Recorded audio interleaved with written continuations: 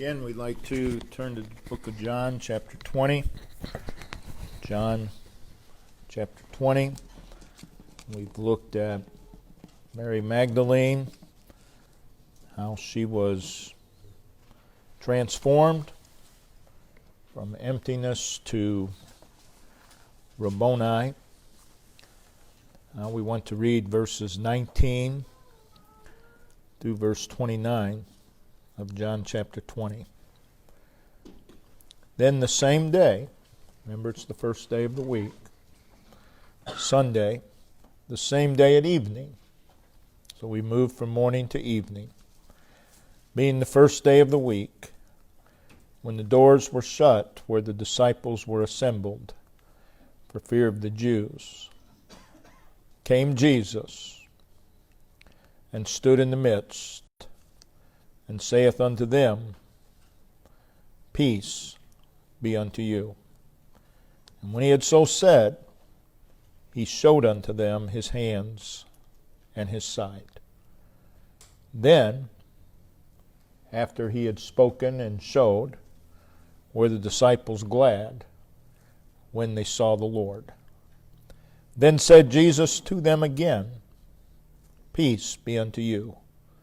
As my Father hath sent me, even so send I you. And when he had said this, he breathed on them, and saith unto them, Receive ye the Holy Ghost. Whosoever sins ye remit, they are remitted unto them. And whosoever sins ye retain, they are retained. But Thomas, one of the 12, called Didymus, was not with them when Jesus came. The other disciples therefore said unto him, We have seen the Lord. But he said unto them, Except I shall see in his hands the print of the nails, and put my finger into the print of the nails, and thrust my hand into his side, I will not believe. And after 8 days, again, the disciples, his disciples, were within, and Thomas was with them. Then came Jesus, the doors being shut, and stood in the midst, and said, Peace be unto you. Then saith he to Thomas, Reach hither thy finger, and behold my hands. Reach hither thy hand, and thrust it into my side. And be not faithless, but believing. And Thomas answered and said unto him, My Lord and my God. Jesus said unto him, Thomas, because thou hast seen me, thou hast believed. Blessed are they that have not seen, and yet have believed. What we read here, of course, is the record of Jesus, 2 separate occasions, appearing to his church behind closed doors. We read in verse 19 2 very important words, Came Jesus. Came Jesus. And then in verse 26, on the second occasion, then came Jesus. These words, of course, speak of a special visit by Christ. And they're wonderful words. On the night when Jesus was arrested, you remember the 11 ran and deserted him. Christ would be crucified, laid in a borrowed tomb, and after 3 days and 3 nights, he arose. That Sunday evening, the apostles, very afraid, very much confused and distressed, they assembled together behind closed doors. And the risen Christ came to where they were. On that resurrection evening, in verse 24, the fact is stated that Thomas, one of the 12, was not with them when Jesus came. We're told in verse 25 that the others, that would be the 10, because remember Judas, he's already gone. The others informed Thomas what had transpired on that evening. They told him that Jesus Christ, verse 20, had shown them his hands. And then we are told the response of Thomas: "Except I shall see in his hands the print of the nails, and put my finger in the print of the nails, and thrust my hand into his side, I will not believe." In verse 26, we read, "And after 8 days, counting Resurrection Sunday and the following Sunday, again the disciples were within." But this time, it is specifically mentioned, verse 26, "and Thomas with them." So verse 24, Thomas was not with them. Verse 26, Thomas was with them. And we again read that Jesus came. He stood in the midst, just like he did the first occasion. He spoke unto those who were assembled, "Peace be unto you." So on both occasions, Jesus came. He came on purpose. He came with a purpose. His purpose was to bring them peace of heart. "Peace be unto you." And in both occasions, when he came, there was a change in the lives of his own. But in this message, there's a lot here, but we want to concern ourselves with the second of the two occasions. And what we read here again is a transformation, a reviving that took place in Thomas. On this second occasion, Jesus came, just as he did on the first occasion. He stands in the midst where all could see him, and he speaks to those assembled, "Peace be unto you." And then notice verse 27. "Then saith he to Thomas." He's turned his attention to Thomas. How wonderful it is when the Lord turns his attention to you. So he turns his attention to Thomas. In fact, on this second occasion, I believe he is there specifically for Thomas. So we want to center our thought for the message from what Thomas said on this occasion. Verse 28, "And Thomas answered and said unto him, My Lord and my God." And our subject is seeing and believing what Thomas saw and believed. My Lord and my God. First thing we want to do, though, is consider the person of Thomas.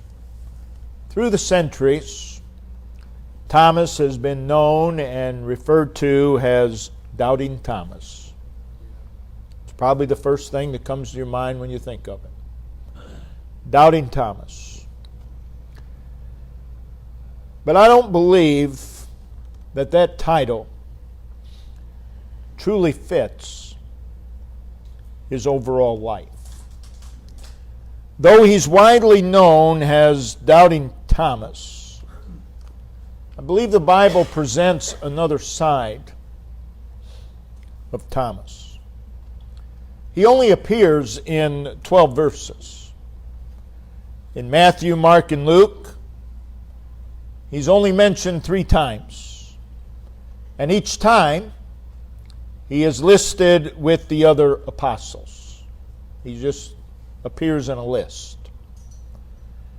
8 of the 12 verses that mention Thomas are found in John. 5 of them in our text. He's also mentioned in Acts chapter 1, verse 13, as one who was present in the upper room on the day of Pentecost.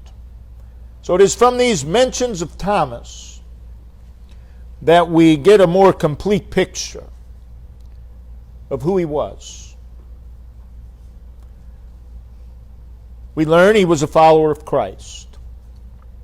In Luke chapter 6, verses 13 through 16, he's identified as one of the disciples. You remember, Jesus called the disciples up into a mountain, and of them, the disciples, he chose 12. So Thomas was one of those disciples, and he was one of those who was chosen to be an apostle. From that, we learn that Thomas was a follower of Jesus Christ in the early days of his public ministry. What that means is that he had invested his life in seeking more and more of Christ. Secondly, he was an apostle. We learn again from Luke 6 this fact. That is, he was one of Christ's chosen ones. He was one of Christ's sent out ones. He was a member of that first church. We also learn that he was loyal and committed to Jesus Christ. This is seen from the fact that he was willing to risk his life following Christ. We have record of this at the close of John chapter 10. We read that the enemies of Christ sought again to take him. They sought to arrest him, but he escaped out of their hand and went away again beyond Jordan. Now, while he was in Jordan, John chapter 11, the sisters of Lazarus sent unto him the news that the news of the sickness of their brother. After waiting 2 days, Jesus said to the apostles, "Let us go into Judea." The apostles immediately remind him that it was there that the Jews just sought to stone him. So they ask, verse 18, "Goest thou thither again?" They're amazed that he would even consider going back. And at the end of the discussion with them, he said, verse 15, John 11, "Let us go." And then we're told in verse 16, Thomas, which is called Didymus, said unto his fellow disciples, "Let us go, that we may die with him." The one who is referred to as doubting Thomas makes a bold statement. Let us go, that we may die with him. And what he's saying is, I'm willing to follow Jesus even if it means I'm going to die. So we get another picture of Thomas. He was not just a doubter. He was a doubter, but that's not all he was. He was willing to put his life on the line for Jesus Christ. He had an inquiring mind. In John chapter 14,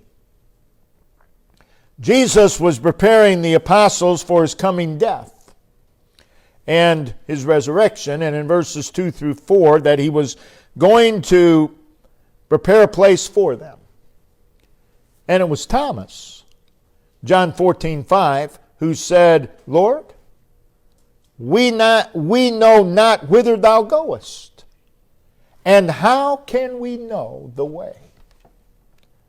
That question reveals that Thomas wanted to be where Jesus was. We don't know where you're going, Lord, but how can we know the way? So Thomas had an inquiring mind. He wanted to know. He wanted to understand. And he desired to be where Jesus was. So to constantly put the tag of doubting Thomas upon him really isn't fair. It really isn't. To simply refer to him as Doubting Thomas is to ignore many other things about him. But the fact that he is known as Doubting Thomas, considering these other things that we now know about him, the fact that he is known as Doubting Thomas presents a warning and presents a valuable lesson for each one of us. You see, Thomas was a loyal and committed follower of Jesus Christ. He was a man who had a passion and zeal for the Lord. He was a man who was willing to lay down his life on the line, put his life on the line for Christ. He's a man who wanted to understand. He's a man who wanted to know the teachings of Christ. But he isn't known for any of those things. For one incident in his life,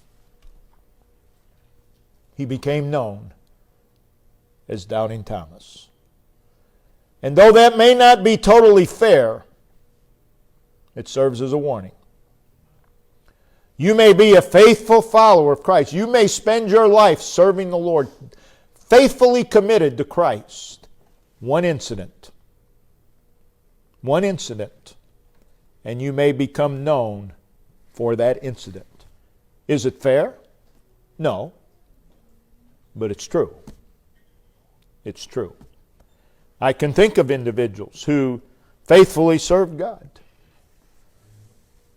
but one incident overruled all that other. And the only thing people think of when they think of that individual is that one incident. It's not fair, but it's just the way it is. And I believe this is the case with Thomas, and he serves as a warning to us. We need to be careful. I believe we're instructed here too that we need to be careful not to put a label on a person just because of one incident. That's another message.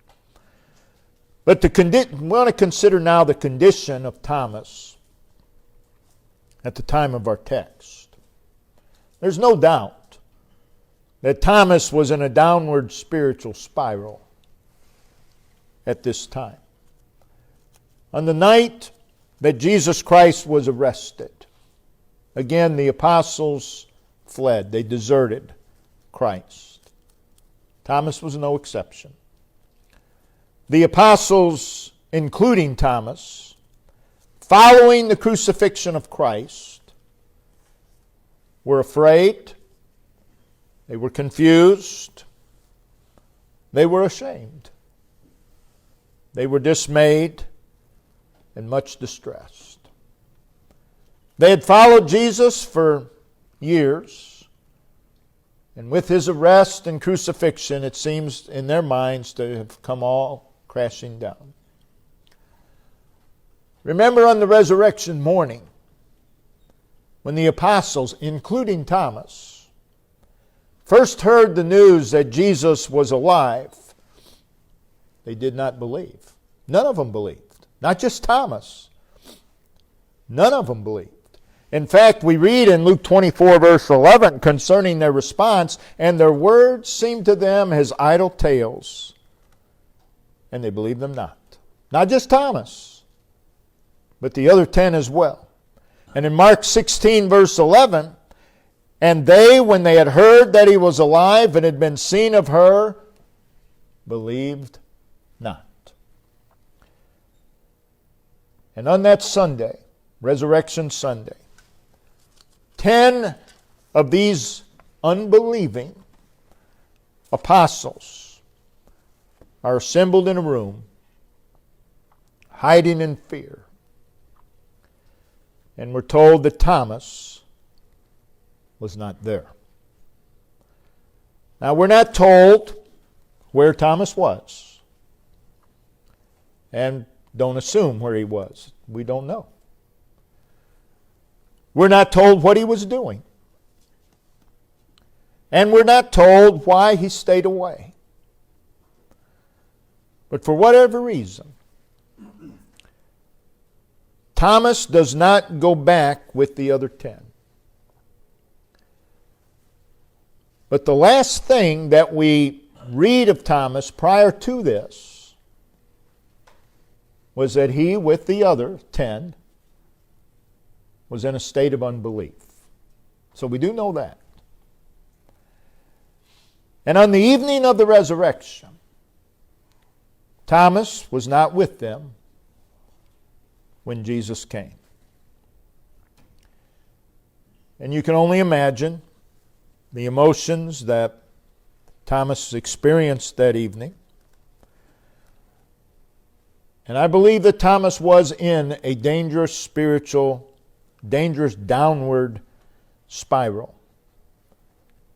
I believe that he was struggling to make faith fit in to what he was experiencing that evening. But on that Sunday evening of the resurrection, Jesus came to where the 10 were. And in verse 20, he showed them his hands and his side. And they were greatly blessed. And they were encouraged. And they were strengthened. There was a transformation that had taken place in those 10. And they declared to Thomas in verse 25, "We have seen the Lord." They recognized him as a Lord. And Thomas tells them, Thomas did not say, "I will never believe." That's not what he said. That's what many make it sound like when they preach it, but that's not what he said. He didn't say, "I'll never believe." That's not what he said. He said, "I won't believe except I see the nail print in his hands. I won't believe unless I can put my finger into the nail print of his hands. I won't believe unless I can thrust my hand into his side." What is he saying? Well, the apostles believed because they saw. And Thomas basically is saying the same thing. I'm not going to believe unless I see. That's what Thomas is saying to them. And that brings us to the transformation that took place in his life. So Thomas gathers with the 10 the following Sunday. No doubt his heart's troubled, but he's there. Verse 26. And we read, "Then came Jesus. And Jesus speaks to all, 'Peace be unto you.' And in verse 27, then he said to Thomas." Remember what Thomas said in verse 25. "I will not believe unless I see the print of the nails, unless I can put my finger in the print of the nails, unless I can thrust my hand into his side." And now hear Jesus say to him, "Thomas, reach hither thy finger, and behold my hands." He's showing him his hands. "Behold my hands. Behold them, Thomas. Look at them, Thomas. Reach hither thy hand and thrust it into my side." And then he addresses the condition of Thomas at that time. "Be not faithless, but rather believe." So we see the condition of Thomas at the time. From the words of Christ, he was faithless. But the Lord says, "Thomas, don't stay in that condition, but believe." That brings us to the exclamation of Thomas. Verse 28. "And Thomas answered and said unto him," it's like Christ and Thomas are the only two in the room. The other 10 are there. But the Lord spoke directly to Thomas, and then Thomas speaks directly to the Lord. And he says, my Lord and my God. It's basically the same thing as Mary Magdalene. Rabboni. My Lord and my God.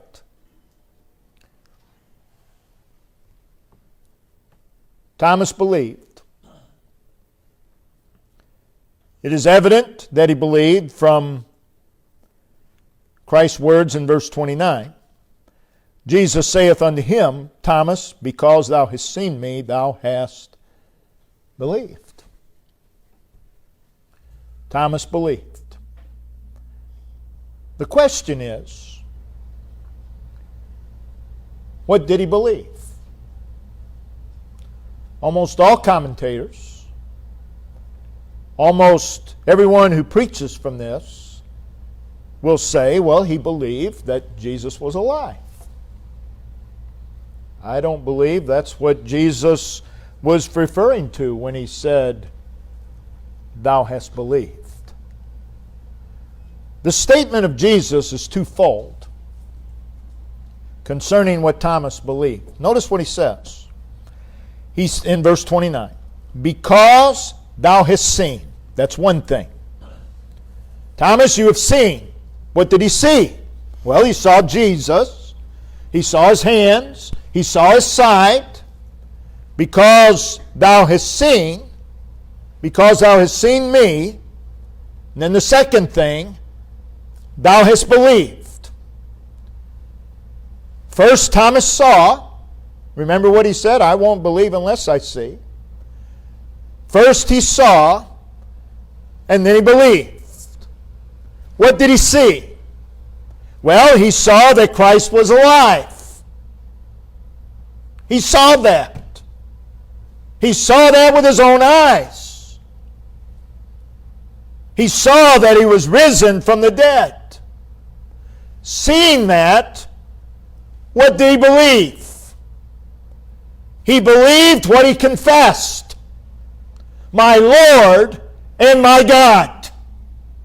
That's what he believed. He saw that Christ was alive, and he believed, my Lord and my God. He believed that the one he knew was dead, but now could see that he was risen and alive. He believed that he was the Lord. And he believed that he was God. So when Thomas saw Christ standing in front of him, speaking to him, as a result he believed that this risen one is Lord. That he is God. Jesus had told Thomas and the rest that he was going to die, that he was going to rise again. But they never really believed or understood what Jesus was telling them. Now Thomas looks at him, he sees that he's alive, and as a result, he more firmly believes that he is Lord, that he is God. My Lord and my God. So what does that mean? Well, the word Lord means master. Again, it's the same idea as Rabboni. My master, my owner, my absolute ruler. Thomas was stating his belief that Jesus Christ was his master, his owner, and ruler. Thomas said unto him, my Lord, my Lord. It was at this moment Thomas is now surrendered. He has surrendered his will. He has surrendered his thinking, his affections, his ways, his plans, his life to the absolute control and authority of Christ. It was at this moment that Thomas realized more fully that he was the absolute property of Christ. My Lord and my God. This is what Thomas believed. My Lord and my God. And this needs to be believed by all of God's people. My Lord and my God. The word God means that Christ is deity. That He is the Almighty. That He is eternal. That He's everlasting. He's the immutable one. He's the all-knowing one. He's the all-sufficient one. He's the sovereign one. He's sinless. He's holy. Thomas believes that the one standing before him was worthy of all. He's my Lord. He's my God. He's worthy. He's worthy of honor. He's worthy of glory. He's worthy of love. He's worthy of worship. We need to believe what Thomas believed. Not just theologically, but it needs to be applied to our lives. He's my Lord. He's my God. Think about how Thomas spoke those words. My Lord and my God. I believe he spoke with absolute certainty. He was faithless, but with absolute certainty and confidence, he says, my Lord and my God. Oh, that every child of God would say with absolute certainty and confidence concerning Jesus Christ, my Lord, my God. We ought to be able to say with absolute certainty that Jesus Christ is our owner, our ruler, and we surrender ourselves to His control and His authority. That He is our God. As such, we're ready to worship and honor Him with our lives. So hear Thomas say very plainly and clearly, I don't believe there was any hemming and hawing. There wasn't any delay. My Lord and my God. We ought to be able to declare with clarity, with plainness, that Jesus Christ is our owner, that He is our ruler, and we surrender ourselves to His authority and His control. I believe he spoke those words with great delight and joy. My Lord and my God. These are not words of gloom. There's great joy in those words. My Lord and my God. Those words were spoken as a confession of his faith. My Lord, my God. They are an enthusiastic profession of his allegiance to Jesus Christ. And then notice what Christ says in response. Blessed are they that have not seen and yet has believed. That's you and I. That's you and I. Thomas needed to see before he could believe. I've never physically seen Jesus Christ.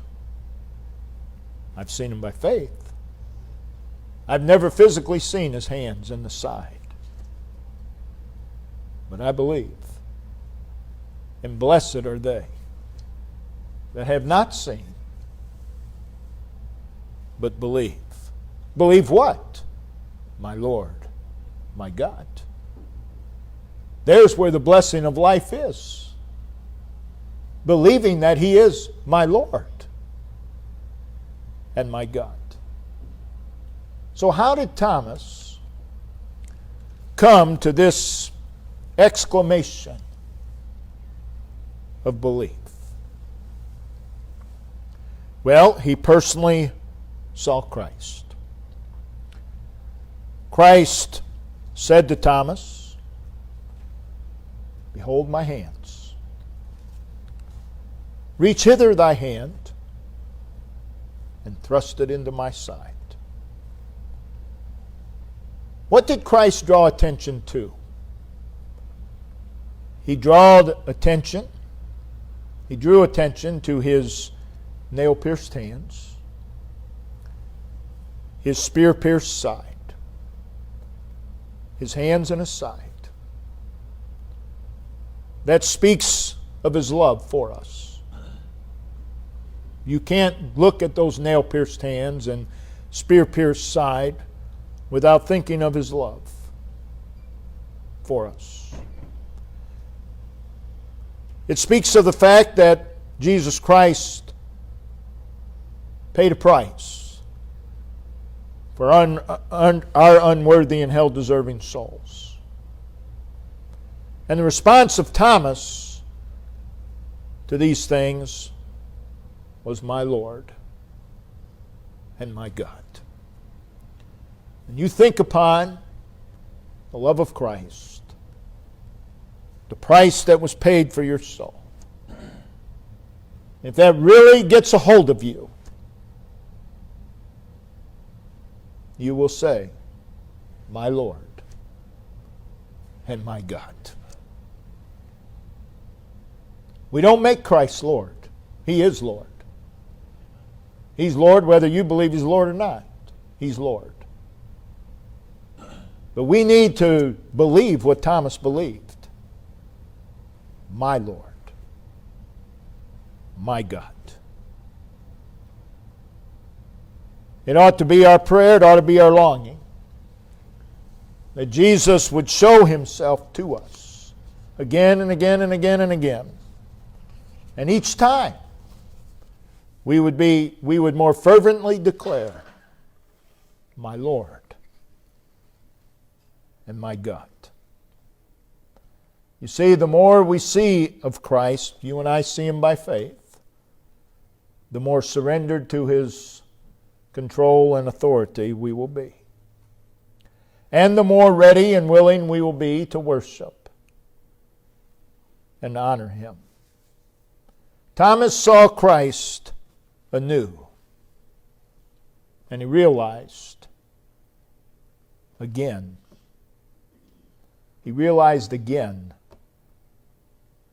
He's the purpose of my life. My Lord, my God, my Lord. That's a confession that He is the purpose of my life.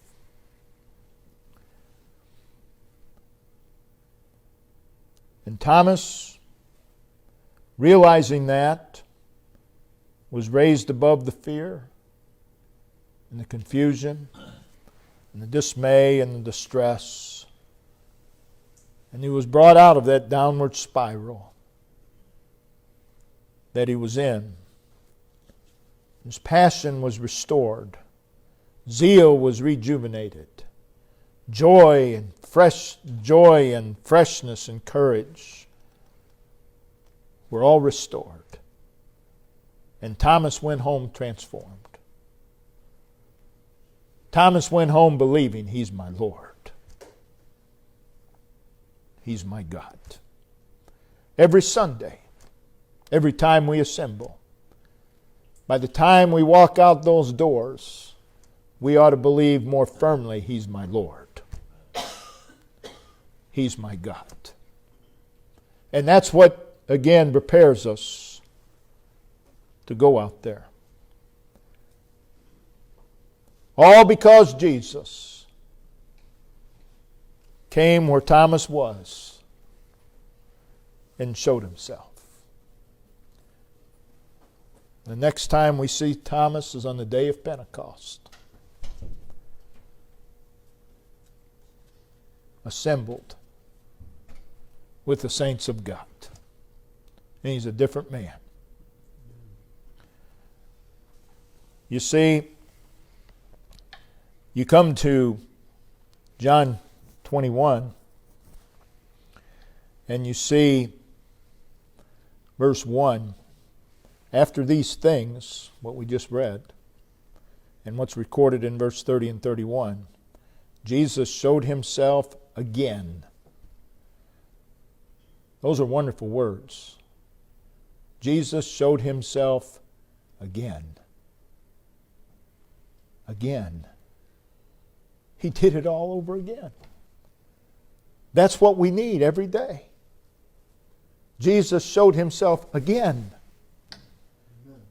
And each time he shows himself, we're more strengthened in our conviction. My Lord, my God, my Lord, my God. So how can we see him today? Well, the answer is in verse 31. But these are written that ye might believe. We see him through his word.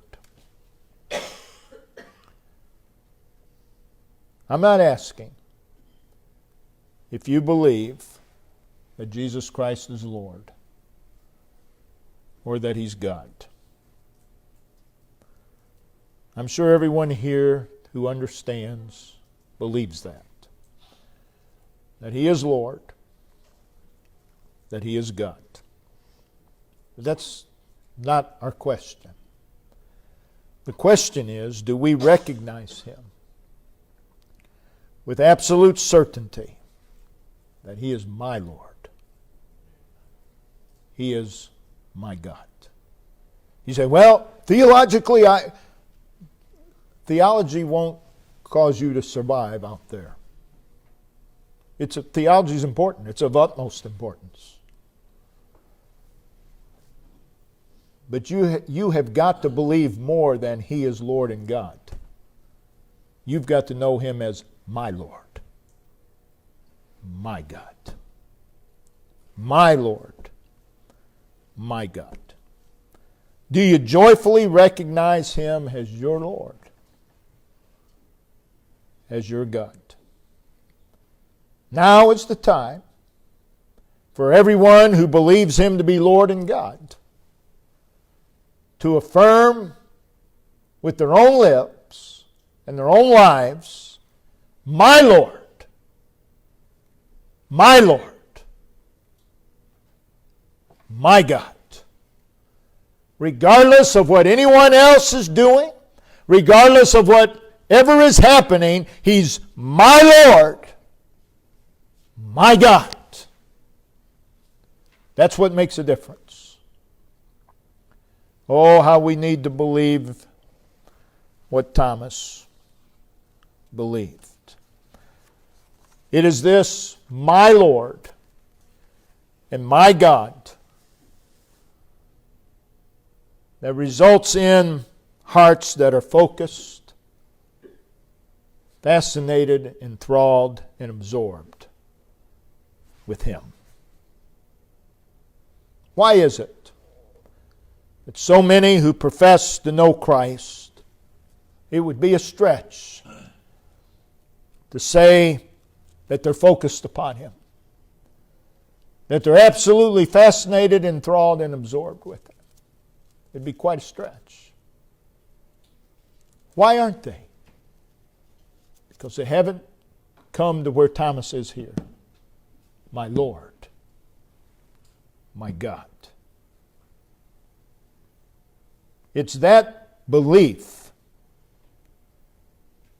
that realization, my Lord, my God, that makes us eternity conscious rather than being temporal conscious.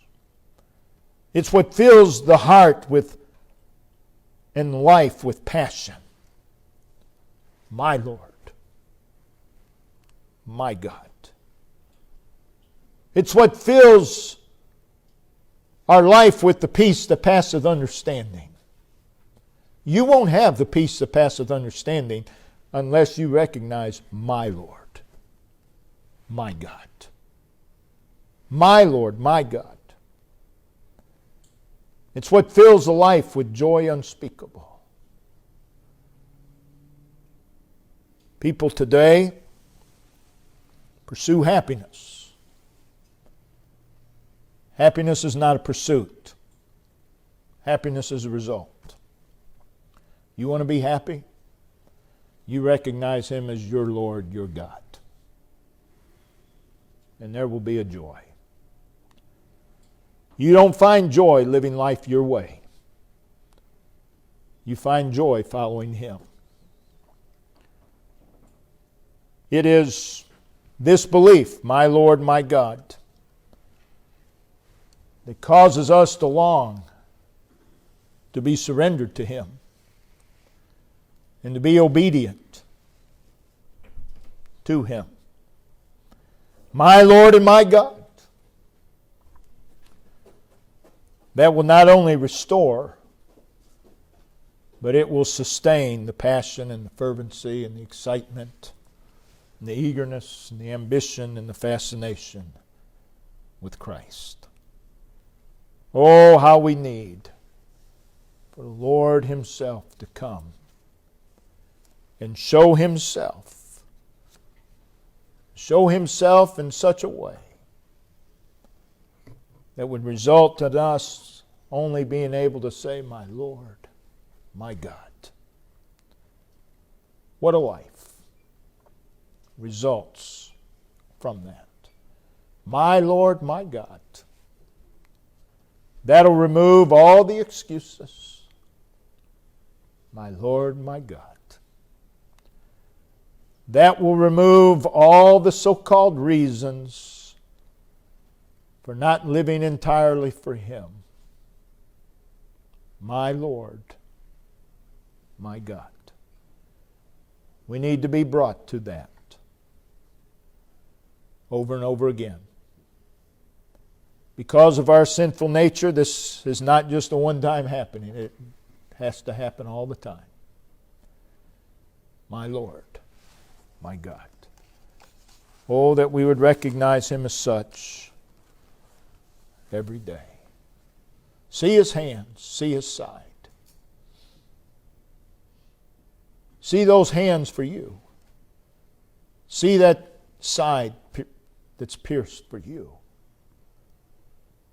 How can you say anything but, my Lord, my God? Consider who He is. How can you say anything but, my Lord, my God? God help us not to lose sight of who He is. Brother Dave, if you'd come and lead us in verse of song.